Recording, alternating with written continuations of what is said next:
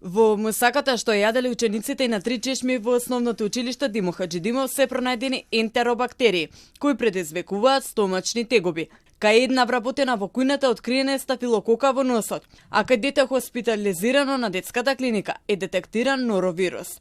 Ова го покажуваат првичните резултати од испитувањето во училиштето Димо Хаџидимов од Институтот за јавно здравје. Се уште не можеме да заклучиме целосно што е, бидејќи се уште траат испитувањата, но до сега она што беше најдено, ви кажав, една од вработените има во носот стафилокока аурес, кој што исто така дава ваква симптоматологија.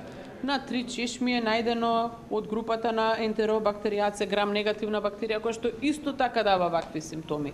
Кај едно од децата засега е најдено норовирус, кој што исто така дава ваква клиничка слика. Така да, за да утврдиме навистина за што станува збор, ќе треба да се доправат одредени исследувања и да заврши целокупното, да се добијат резултатите.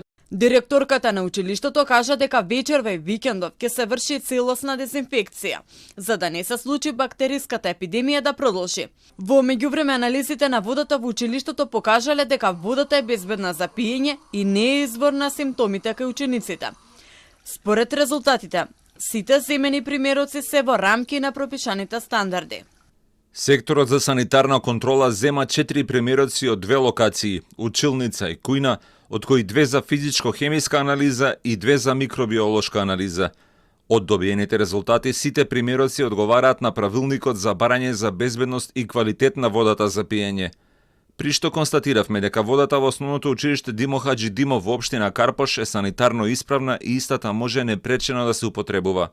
Случајот започна предвадена, кога голем број ученици од училиштето Димо Хаџидимов пријавија повраќање диареја и стомачни болки.